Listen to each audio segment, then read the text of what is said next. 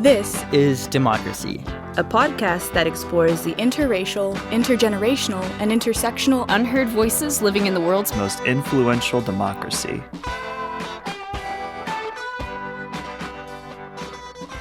Welcome to our new episode of This is Democracy. We are recording this episode precisely 1 week before Election Day 2020. And we are very fortunate to have with us Paul Stekler. Paul is a frequent guest on our podcast, and he is going to talk to us today about media coverage of this election and prior elections and how the history of media coverage has changed and how the past media coverage of elections has influenced the particular coverage of this current election. What can we learn from that, and how can we do better going forward? Paul is, as many of you know, the Wofford Denius Chair in Entertainment Studies at the University of Texas at Austin. He's nationally recognized as a documentary filmmaker with critical work done on a number of major characters and events in American history. His award-winning documentaries include George Wallace, Settin the World on Fire, Last Man Standing, Politics, Texas Style, Vote for Me, Politics in America, and a 4-hour PBS special, which is really extraordinary, on grassroots electoral politics. He also did 2 segments of Eyes on the Prize, the series on the really landmark series on the history of civil rights. He's won numerous Peabody Awards, journalism awards of different kinds, 3 national Emmy Awards. The list goes on and on. Paul, thank you for joining us this morning. Oh, I'm happy to be here. Before we get started and on our discussion of media coverage of this election and prior elections, we have, of course, Zachary Suri's scene-setting poem. What is the title of your poem today, Zachary? Water balloons. All right, let's hear about water balloons. I'm a little nervous, but let's hear it. There are people who seem to think it is fun to twiddle with lives as they sit in the sun. The pixels go whoosh and the world is agog as the truth disappears in a thickening fog. There are people who seem to find it quite lovely to dream up some lies as they sip at their bubbly. The bubbles go up and the truth never comes, or so it seems with their cigars and rums. And the letters go floating in invisible webs to the brain-dead buffoons of democracy's ebb. They mix up in there with Cheetos and cola and float right down to the president's lawyer. But words have meaning even when dead and return to the living from your brimstone bed. And words have power that you cannot erase. Soon enough, you must look the truth in the face. And maybe the lines outside YMCAs are still lines of people bearing lies of today. And maybe the truth can't yet move the throng. But the words will awake from this Wild West cake and take right from the hands of the wrong. And boy, the buffoons will burst like water balloons. That's quite a poem, Zachary, and I love the sarcasm of it. What is your poem about? My poem is really about the absurdity and the sort of darkness of living in a time like ours where words seem meaningless, but also about how, in the end, the truth will come out and must come out. So, Paul, I think that's a perfect spot to start our discussion. Have we ever seen an election with so much lying as we've seen in this election? Well, we live in an age of social media so that there's more of everything. And because it's unregulated completely, you have much more lying because there's much more stuff. I mean, besides the fact that our political system is becoming more and more dysfunctional, and the president of the United States, tends to stretch the truth, pretty much every day. So I guess not. And a topic that I know a number of journalists and scholars have been talking a lot about, is there a tradition, and if so, how is it developed, of members of the media, including yourself, correcting politicians, as we've seen in certain cases? Leslie Stahl in her interview with Trump on 60 Minutes, an interview he left because he didn't like the fact she was correcting him. Is there a tradition of journalists doing that? Not that I know of. I mean, it's, I don't think I've ever lived at a time when people in the newspapers were writing articles that essentially said the president said this and he was lying, or people led news stories saying the president or people around him said this falsehood. This particular president lies a lot. If you look at the Washington Post and the sheer number and thousands and thousands of misstatements, I'm not sure you can go back to any president of the United States who talks like this. Now, are there political figures in the past that have stretched the truth? I guess so. Maybe not to the point of having this kind of a national pulpit. So no, I don't. In terms of my memory, I don't remember any presidency where you had the press doing this kind of thing. I mean, there has always been press that were tended to be partisanly opposed to someone, and then we had a much more partisan press in the past. Remember that the whole idea of nonpartisan press is a fairly new concept in the United States, and to a certain extent, social media and just the times have moved us back towards more ideologically oriented press. If you take a look, especially at cable news.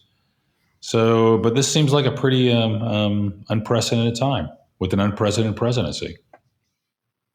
Well, one of the things, Paul, that your work has been, your documentary work has been so powerful in showing are the different ways people make decisions at the local level on how to vote and the role of rumors and images. Do you feel that has changed also in a social media environment, or is it just more of the same?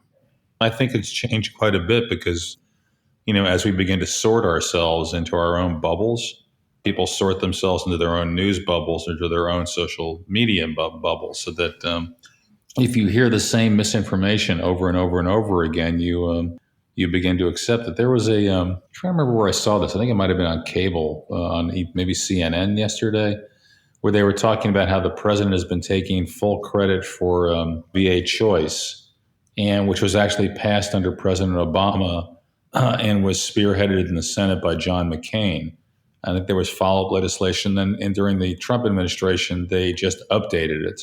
But he's been, essentially misstating or lying the fact that it was purely his legislation and talking about it over and over. And that during the Republican convention this year, a number of speakers, when they were having their speeches vetted, wanted to include or did include this fact that the Trump administration had been essentially solely responsible for VA choice. And what the cable analyst was talking about was that they all believed it, and they believed it because the president had been saying it over and over and over again. So that at a certain point, if you lie and lie and lie and lie, and that's all that a certain part of the population is hearing, then the lie becomes the truth. It's kind of 1984-ish, don't you think? Right, and I guess that's one of the core questions, it seems to me. Right, if the work that you do as a documentary producer, and if the work that journalists do who cover politicians on a day-to-day basis are in some way about the pursuit of the truth, at least as the writer, the journalist sees it. That's the way we certainly think about our scholarship too, all of us. What role is there? What role should the journalist, the documentary maker take? How do you see your role in this context, Paul? Well, I don't really see myself as a journalist, Jeremy. It's kind of like, we can have long discussions about what's objective and what's subjective. I mean, of course, almost everything is subjective to a certain extent because you're surrounded by a world of things happening, and you're always going to make choices as to what you cover. And what you cover is going to sometimes, will color the truth that you're telling. As a filmmaker, I'm not really interested in being ideological or sort of just interpreting the world according to my own political tendencies one way or the other. But to a large extent, I'm also evaluating the facts around me in terms of my own worldview. I'm not a reader of the Columbian Journalism Review, and I haven't gone to journalism school. So I can't speak for actual, journalists. I think that most journalists I know, strive to try to figure out a situation and tell it as honestly as they can, as opposed to making up facts or, ignoring facts. But you live in a time when people are very nakedly saying, we have our facts and you have your facts. And when you have a situation like that, there are no facts. And we can rail against misinformation, but when there's large parts of the population that, essentially interpret things because they heard things on their news outlet or their blog, this is part of the problem with QAnon conspiracy theories. I mean, Alex Jones, our own Alex Jones in Austin, has a gigantic audience, talking about all kinds of horrific, misstatements about things that happen to us. So I don't know what you do. Do you ban social media? Are we damned to a future without facts, where there is no objective journalism? I think it's fairly bleak. We can look at the election and go, well, maybe things will get better if there's a change in the presidency. But I'm not convinced of that. That's the cynicism I expected from you, Paul. Wouldn't you say, though, that this is not new, that these concerns were certainly raised with the development of radio, when you had individuals like Father Coughlin and others, and then with television, and you've done the documentary on George Wallace and someone who manipulated television in this way. To some extent, is this kind of the learning process with new technology as we develop a regulatory scheme, and we also learn as journalists, scholars, filmmakers to better use the medium to reach a wider audience with more fact-based analysis? Is there a natural evolution to this, you think? Well, I don't know. I mean, Father Coughlin, in the 1930s, sort of hysterical, voices on the far right, obviously had a lot of followers, but they were kind of swamped, by your mainstream politicians. I mean, we had far less choices back then. And sure, Joe McCarthy and McCarthyism in the 1950s, but I don't think we've ever been in a situation like we have today, where everybody can literally make their own news 24 hours a day. I mean, people came on the radio, but I don't think it was every day, all the time, back in the 30s. Now, I can get out of bed, have a cup of coffee, turn on to my favorite blog, and listen to, all kinds of things that you and I might think were crazy. Even on the nightly news on cable, if you flip from CNN to MSNBC to especially Fox is kind of like an alternative reality, in their opinion shows. And if you watch that all the time, I don't know what you come up with in terms of what you believe. There was I'll give you two examples. I was watching coverage of a Trump rally, I think over in Northeast Pennsylvania, and they were going up and down asking people about what they thought was most important. And I can't remember the issue, but to the person, they were essentially saying the same thing about something that I knew wasn't true. And it's not as if the journalist was challenging them. It was kind of like this, they had picked this up by listening to their own news sources. Years ago, 2008, in the Obama-McCain race, I was one of the producers on Frontline's program, The Choice. They're every 4 years, big main 2-hour program about the presidential election, which is essentially wrapping around the Democratic and Republican presidential nominees' story. And so, much of our, debate over months and months and months was to make sure that we were not, biasing the reporting with Obama and McCain. I thought we did a really wonderful job. It was really skillfully done, starting out with Obama and McCain at the 2004 conventions, with Obama's speech and McCain making up to George W. Bush, and sort of like kicking off the race in a really, the story of the race in an interesting way. And Fox had their own, 2-hour special dealing with the presidential race. And I was really kind of curious how they covered it. And I can't remember who the main reporter was, but I turned it on and I'm watching it. And literally an hour out of 2 hours dealt with the fact that there were 2 Indonesian students who might have known Obama in college, And so they went back to Indonesia to find out they were terrorists. And I'm watching this going, this is crazy. What? This is your main. It is crazy. And it's kind of like, and I'm going, God, is the journalist that's doing this ashamed of themselves? They didn't find anything, but it's kind of like, this is what you spend your time on in terms of describing the race. Now, again, last night I turned on, Fox News, and like what they're covering is kind of like, huh? And it's, right now it's, if it's not Hunter Biden, and money coming from Russian oligarchs, it's something, or the Iranians want to elect Joe Biden, by sending threatening emails to Democratic voters in whatever it is, Georgia and Florida. It's from a different kind of reality, and it's kind of like, if I listen to that all the time, it's funny. I remember in 2012, I was driving around East Texas, and I was listening, and I don't want to make this as a total slam of Fox News, but it's close. And I was listening to right-wing talk radio, I think, back when Rush Limbaugh was still big. And that's the only talk radio I could get in East Texas. And I was listening to it for a day, driving around going, if I listen to this every day, I have a very different view of the world. So if you are a believer of somewhat non-biased political points of view, and quite frankly, for those of us that go, I read the New York Times, I'm non-biased. New York Times has a political slant, to a certain extent. But we live in a very, very divided world.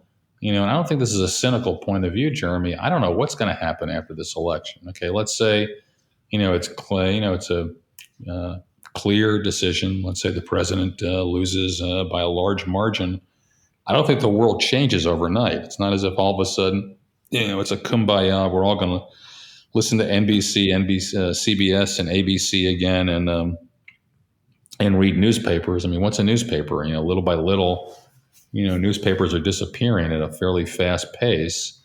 And quite frankly, the majority of Americans are not going to be reading the Wall Street Journal, the New York Times, and the Washington Post anytime soon, even if they're not, as the president says, the failing New York Times. So and we're not going to regulate, for accuracy, social media, anytime in our lifetime. So is it a new medium? Yes. Is it a controllable medium? You tell me. Yeah. What about coverage of the debates?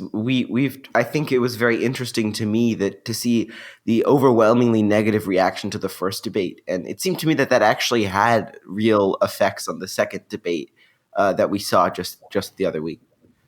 Well, it had an impact on the commission, having the mute button.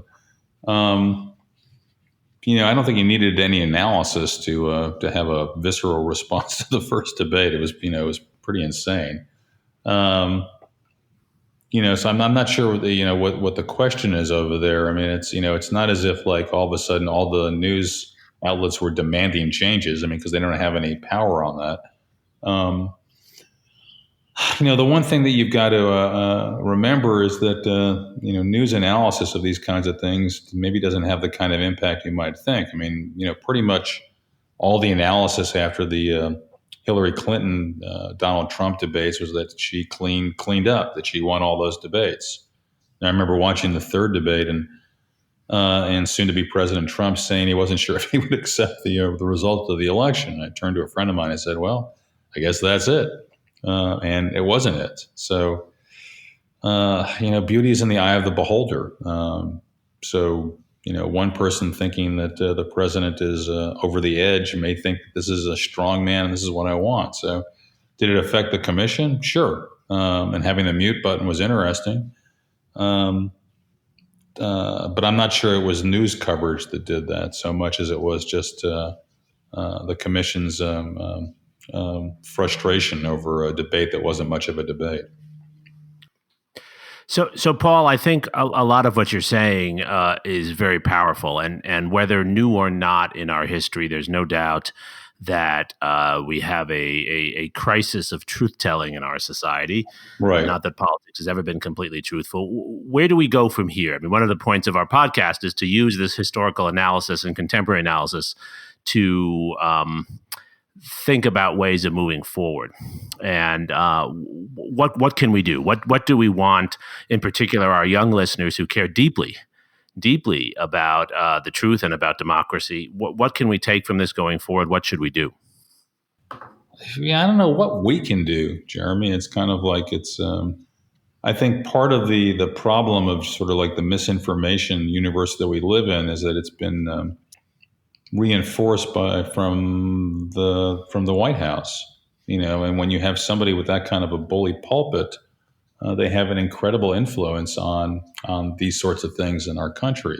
So that if you have a president who doesn't lie all the time, if you have a president who spends much of their time trying to bring us together, whether you liked or didn't like Barack Obama or liked or didn't like George W. Bush, both those presidents in their own ways spoke to the entire country.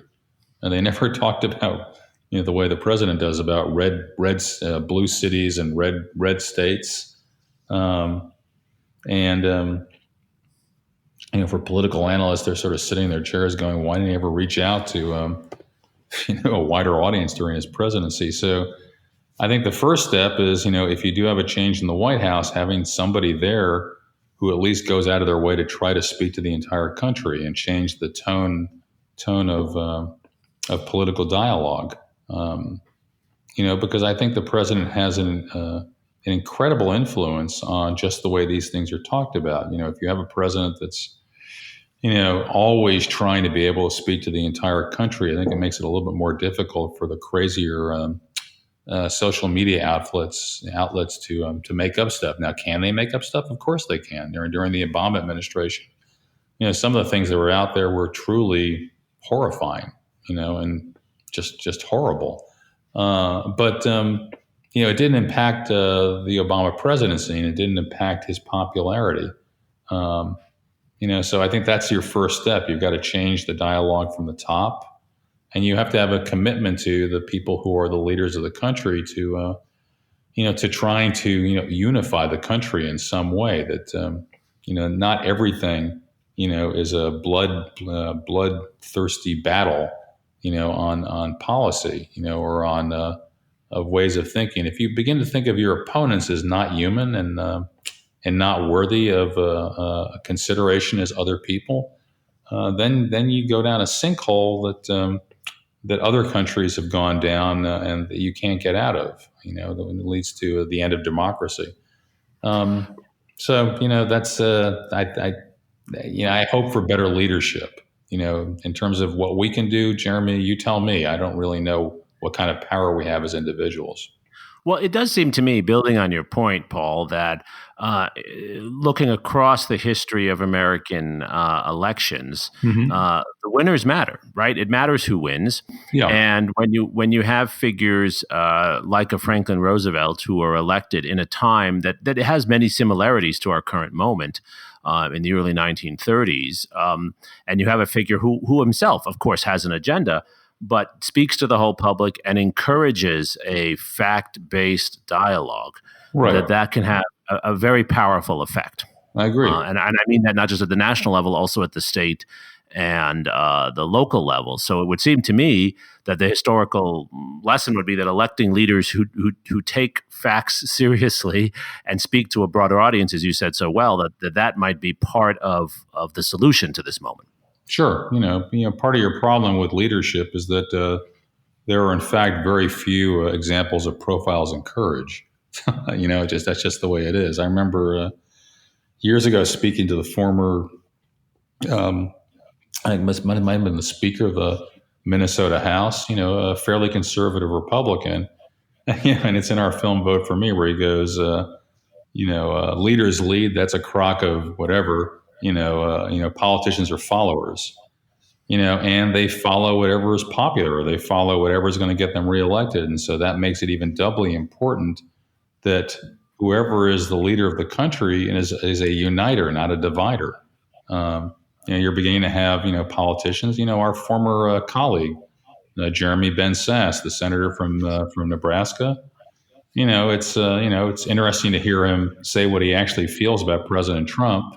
Of course, he let that telephone call be heard after he was past the Republican primary in Nebraska, where he was unbeatable as a Republican. So is that a profile in courage, or is that a profile in expediency? To be on the right side if there actually is a large victory against by Joe Biden on Election Day. I think it all comes from the top, and you sort of go from there. That the only way to be able to deal with this horrible division in the country, and this incredible dysfunction in Congress, to be able to deal with any of our problems, is to have somebody who actually, is dedicated to try to be able to put the pieces back together again. And you're right. Franklin Roosevelt in the 30s is an example of somebody in a situation where the country was on the brink of seeming to fall apart, was able to draw people back together again. Now, remember, there are plenty of Republicans who hated Roosevelt. Of course.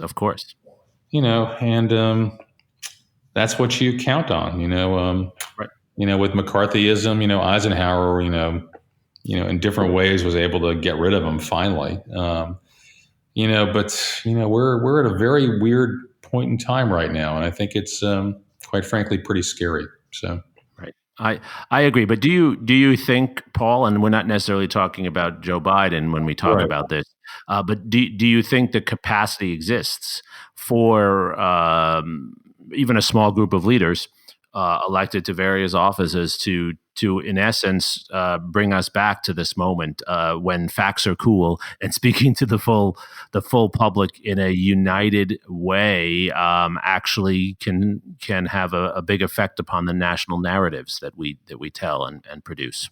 I just don't know. I mean, you can only hope. I mean, do you think that Chuck Schumer and Mitch McConnell after the election are going to go into a room and embrace and decide to do the best for the country? I think this has got to come from the top. Is Joe Biden, if he becomes president of the United States, capable of doing that? You got to hope so. I know the president is not capable of doing that. Just pray for the best.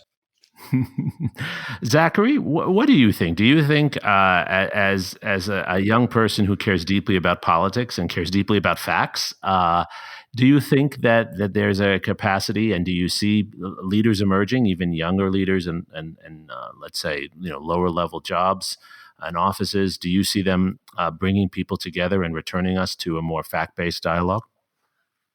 I'm not sure if I can say that, because I don't think it would be true. But I do think that my generation is very quickly realizing that everything we see on the internet is not true, and I think that part of the problem is that my generation, there's like a dichotomy. You're either completely trusting of what you read on the internet and what you see, or completely untrusting.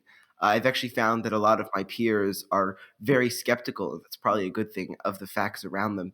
So I think actually my generation, as we come into institutions of power, will be more attentive to facts and more attentive to the misinformation that surrounds us every day. Well, and I guess that's the hope, that an awareness of these issues, an awareness of the biases and the lying, and an educated effort by more and more listeners and watchers to actually seek out information that is presented in a more fact-based way, and to understand sources better. Maybe that's the learning process we're going through. It does strike me that new media offers, as Paul says, all kinds of opportunities for people to make their own news, but it also offers all kinds of opportunities for consumers to find many different sources and not rely on one source alone, and use a critical evaluation of sources to understand a closer approximation of the truth. That's one of the points of our podcast, that democracy does require the effort to reach the truth, or as close as we can come. Paul, your work has done so much to enlighten us, and I know you're doing a new documentary now on this election. In closing, can you just tell us a little bit about your current project? Well, it's not just about this election. We, at the end of our careers, went back and we organized all 40 years of our raw footage from making films since the late 1970s about politics, to do a project that we call Politicos, trying to figure out what one actually learns, filming politics on the kind of behind-the-scenes levels that we do. Part of it is to throw forward to the 2020 elections and as much as we possibly can, not concentrate on Donald Trump. So we're actually over in Fort Bend County, which has become has transitioned from Tom DeLay's base to one of the most diverse, if not the most diverse, suburban county in the United States. And huge early turnout, I think, right? Huge early turnout. Gigantic turnout. And, it's back in the early 1990s, we covered extensively the suburbs of the future. And the suburbs of the future, that was Cobb County, north of Atlanta, exploding white flight population, very conservative. We followed Newt Gingrich around, Johnny Isaacson, who eventually became a senator, who was then a real estate agent. And that was the suburbs of the future. Well, the suburbs of the future have changed 25 years later, and it's it's now a quarter white, a quarter African American, a quarter Mexican American, and a quarter Asian American, and it's really diverse. And by the way, there's a lot more restaurant choices there. That explains your behavior to me, Paul. As always, Paul, thank you for joining us. We will be excited to see your new work. And most of all, I think you've shared with us a call to arms to really address what is a crisis of truth-telling in our society today, and one that only we as citizens have to do the hard work to address. Zachary, thank you for your inspiring and also warning-filled poem. And most of all, thank you to our listeners for joining us on this episode of This is Democracy. Please make sure that you vote. Thank you.